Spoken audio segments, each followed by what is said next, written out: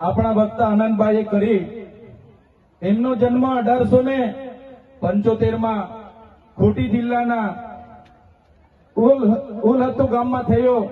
એક સામાન્ય પરિવારમાંથી એમણે તે વખતે જોયું કે અંગ્રેજો દ્વારા આપણા આદિવાસીઓની જળ જંગલ જમીન પર તરાપ મારવામાં આવે છે, આદિવાસીઓ પર કરવેરા નાખવામાં આવે છે.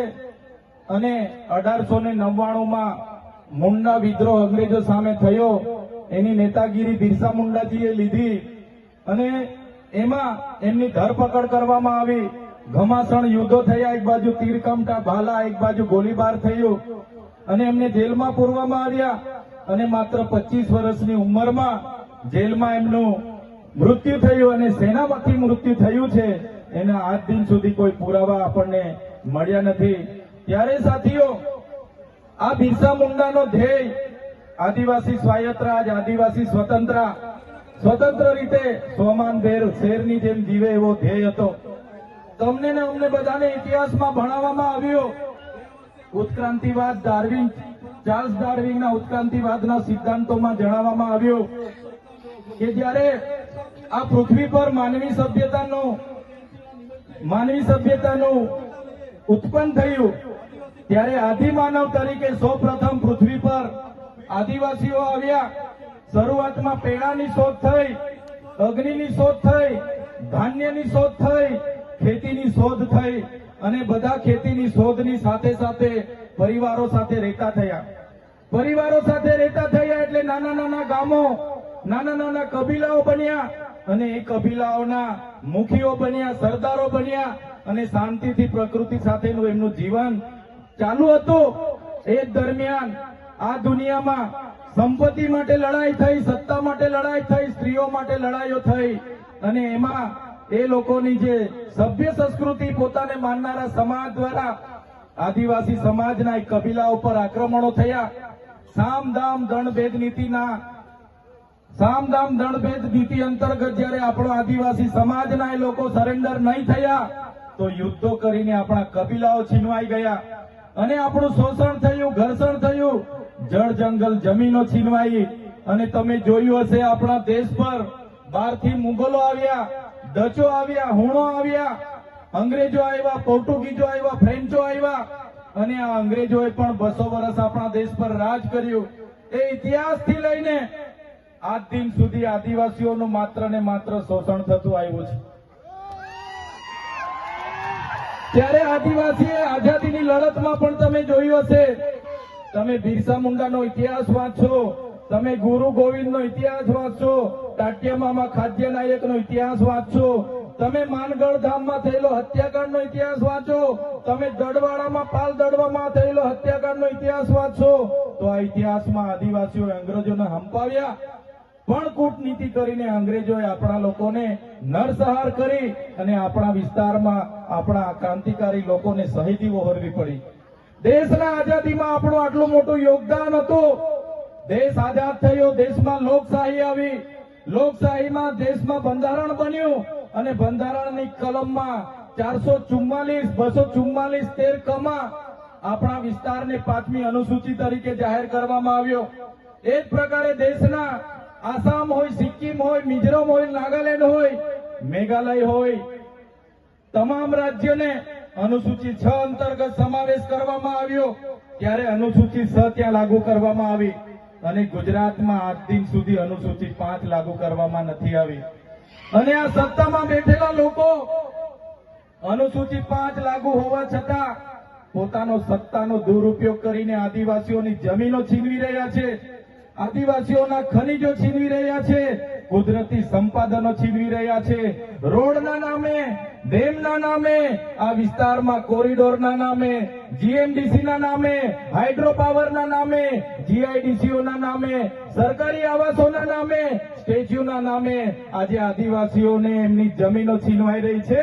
આજે આખા દેશમાં 80 લાખ આદિવાસીઓ વિસ્થાપિત થયા છે. એ આ સરકારો દ્વારા કરેલી દેન છે સાથીઓ. આજે ગુજરાતમાં, આજે દેશમાં 8% આદિવાસીઓ છે. 2011ની વસ્તી ગણતરી પ્રમાણે 11 કરોડથી પણ વધારે દેશમાં આદિવાસીઓ છે. આજે ગુજરાતમાં 15% આદિવાસીઓ છે.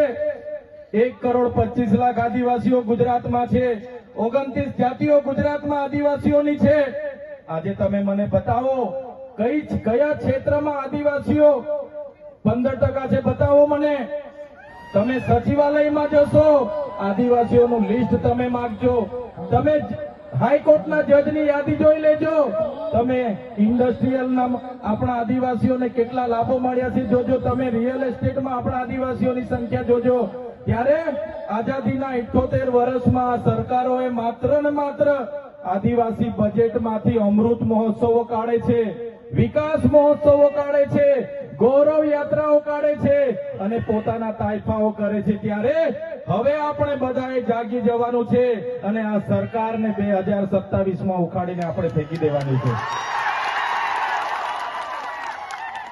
સાથીઓ, અમે 4 વર્ષ પહેલા જનનાયક બિરસા મુંડાજીની પ્રતિમા ડેડિયાપાડામાં સ્થાપના કરતા હતા અને એમના વિચારોને ઉજાગર કરવા માટે, એમના વિચારોમાંથી આવનારી પેઢી પ્રેરણા લે એ માટે અમે ત્યાં પ્રતિમા સ્થાપિત કરતા હતા. ત્યારે આ ભાજપના સાંસદ મનસુખભાઈ વસાવા, 3 જિલ્લાની પોલીસ અને એમના આરએસએસ વાળાએ આપણને ત્યાં પ્રતિમા સ્થાપતા અટકાવી દીધા હતા અને પ્રતિમા સ્થાપતા આપણા ઘણા લોકોને ડિટેન કર્યા હતા. 3 જિલ્લાની પોલીસ અમને પકડવા માટે આવી હતી, છતાં આપણે એમનાથી ડર્યા નથી અને બિરસા મુંડાની પ્રતિમા ડેડિયાપાડામાં સ્થાપિત કરી છે. ત્યારે આજે દેશના વડાપ્રધાનને આજે ડેડિયાપાડા આવવું પડે એ આપણા બધાની તાકાત છે. ત્યારે વડાપ્રધાન ડેડિયાપાડા આવે છે ત્યારે લોકોને ભેગા કરવા માટે 500 કરોડ આદિવાસી બજેટમાંથી જોગવાઈ કરવામાં આવી છે. હજારો બસોની વ્યવસ્થા કરવામાં આવી છે અને બધા કર્મચારીઓને એમાં લગાડી દેવામાં આવ્યા છે. આજે ડેડિયાપાડાના ગામડાઓમાં ટીડીઓ ના મળે, તલાટીઓ ના મળે એવા ગામડાઓની ગલીઓમાં આ ગુજરાતના નાયબ મુખ્યમંત્રી, એમના મંત્રીઓ, એમના સાંસદો, એમના ધારાસભ્ય ડેડિયાપાડાના ગલીઓમાં 4 દિવસથી ફરે છે. જે લોકો એસી ચેમ્બરોમાંથી બહાર નહોતા આવતા, જે લોકો ગાંધીનગરમાં પડે ફતારીએ રહેતા હતા, એ લોકોને ગામડે ફરતા કરી દીધા. એ આપણી બધાની તાકાત છે ભાઈઓ. ત્યારે નરેન્દ્રભાઈ મોદી આપણા કુળદેવી માતાના દર્શને જવાના છે. દેવ મોગરા એ મહારાષ્ટ્ર, મધ્યપ્રદેશ, ગુજરાત અને રાજસ્થાનના લાખો લોકોનું આસ્થાનું કેન્દ્ર છે અને દેવ મોગરા જઈને રાજનીતિ જયારે કરવા માંગે છે ત્યારે નરેન્દ્રભાઈ મોદીને હું આ મંચ પરથી કહેવા માંગુ છું, તમને જો આદિવાસીઓ માટે હિત હોય તમે દેવ મોગરા જજો, તમે હિજારી લઈને આવજો, તમે મવડાનો ચોખ્ખો દારૂ 1 બોતલ લઈને આવજો, તમે એક મરઘો લઈને આવજો, એક બકરો લઈને આવજો. દર્શન કરીને એની પ્રસાદી કરીને તમે ત્યાં જ જમીને પછી જજો.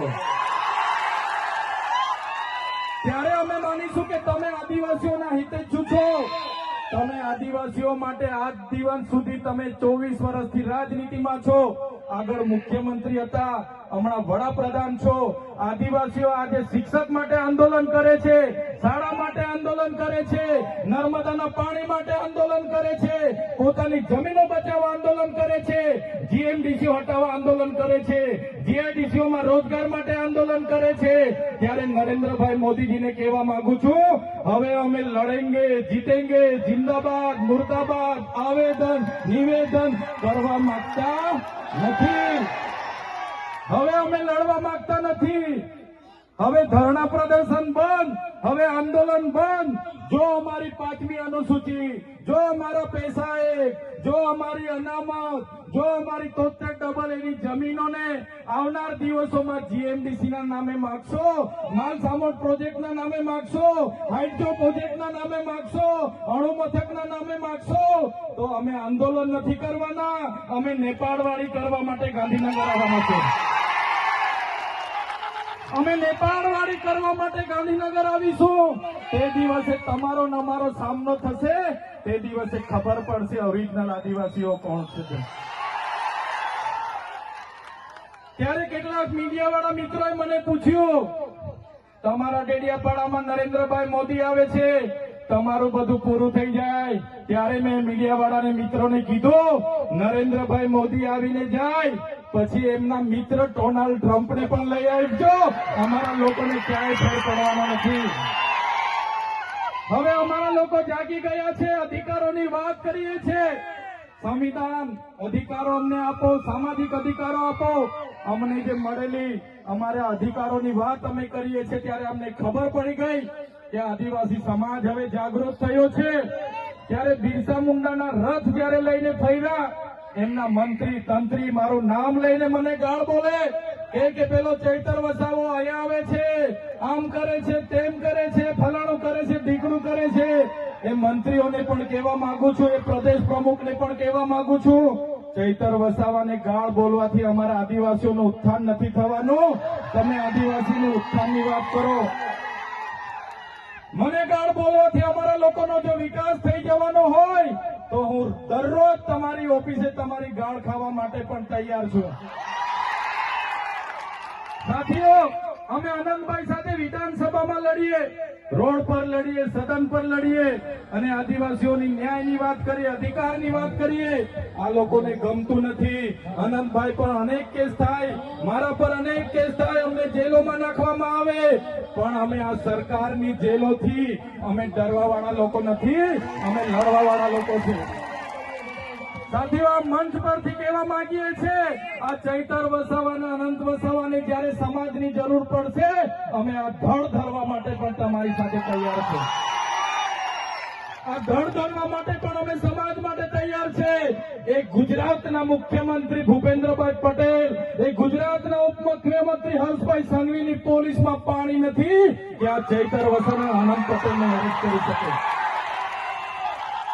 ત્યારે સાથીઓ, જાગવાની જરૂર છે. આગળ ડોક્ટર સાહેબે કીધું, આપણી જે મૂળ સંસ્કૃતિ છે આપણે ભૂલી જાયેલા. આપણો નંદરિયો દેવ, આપણો ગામનો હિમારિયો દેવ, આપણો વાઘદેવ, ગોવાળદેવ, આપણો કાળિયો ભૂત, આપણે ધરતી માતાને પૂજનારા, આપણે નદી નાળાને પૂજનારા, આપણે ચંદ્ર અને સૂર્યને પૂજનારા, આપણે પ્રકૃતિના પૂજક તરીકે છે. ત્યારે જન્મ મરણની વિધિ, લગ્નની વિધિ આપણે ભૂલી ચાલ્યા છે. ત્યારે આજે આ લોકો આપણા પર જાતિનો દાખલો માંગે છે, પુરાવા માંગે છે. ભણેલા છોકરાઓને પૂછી લો.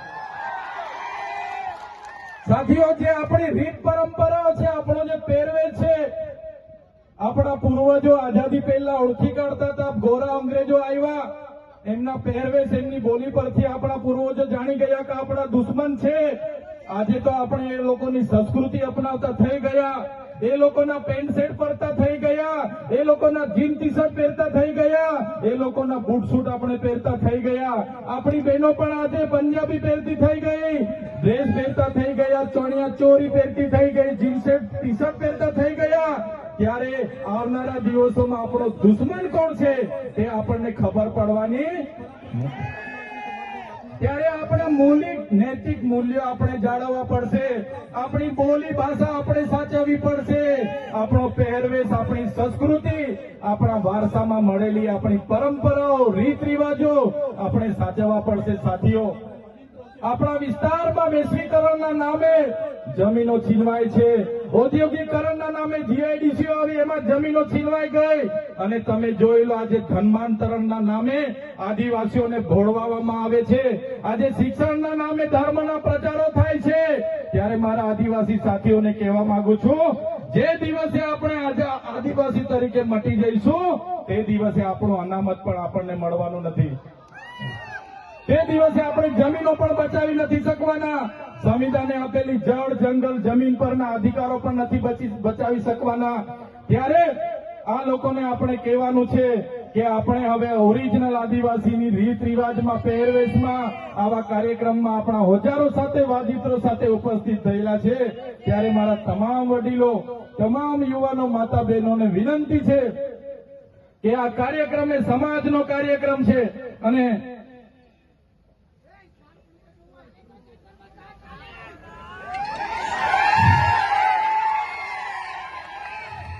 આજનો આ કાર્યક્રમ એ આપણી સમાજની તમે એકતા બતાવી છે. આજે ભાજપના એ નેતાઓને, ભાજપના એ મુખ્યમંત્રી, ઉપમુખ્યમંત્રીને અને ભાજપના એ વડાપ્રધાનને આ આદિવાસીઓની તાકાત આજે આપણે બતાવી દીધી છે. એ બદલ બધાનો ખૂબ ખૂબ આભાર. આ આપણી તાકાત છે. અને જ્યારે પણ કોઈ જીએમડીસી ની વાત આ વિસ્તારમાં લઈને આવશે, જ્યારે પણ આ વિસ્તારમાં હાઇડ્રો પ્રોજેક્ટના નામે ગામડાઓ વિસ્થાપિત કરવાની વાત કરશે, કોરિડોરના નામે ગામડાઓને વિસ્થાપિત કરવાની વાત આવશે, માલસામોડ પ્રોજેક્ટના નામે ગામડાઓ વિસ્થાપિત કરવાની વાત આવશે, કે કેવડિયાની મારી બહેનોને હેરાન કરવાની વાત આવશે, તે દિવસે પણ આવો ઘોડાપુર આપણે પહોંચવાનું છે. તે દિવસે પણ ઘોડાપુર થઈને આપણે પહોંચવાનું છે. ત્યારે મારા સાથીઓ, મારા વડીલો, મારા યુવાનો, બાળકો, સૌ તમે પોતાના વિસ્તારમાંથી પોતાના રોટલા ખાઈને, પોતાના ભાડે થઈને તમે અહીંયા પહોંચેલા છો. ત્યારે આ જ તમારો ભાવ, આ જ તમારા અમારા પ્રત્યેનો પ્રેમ, આ જ તમારો સહકાર અમારી તાકાત છે. આજે અનંતભાઈ અને હું જ્યારે આવડી મોટી સરકાર સામે લડતા હોય, આ સરકાર પર પોલીસ છે, આર્મી છે, એમના કલેક્ટર છે, એમના એસપી છે, એમની કોર્ટો છે, એમનું તંત્ર છે, યંત્ર છે, મંત્ર છે, પણ અમારી સાથે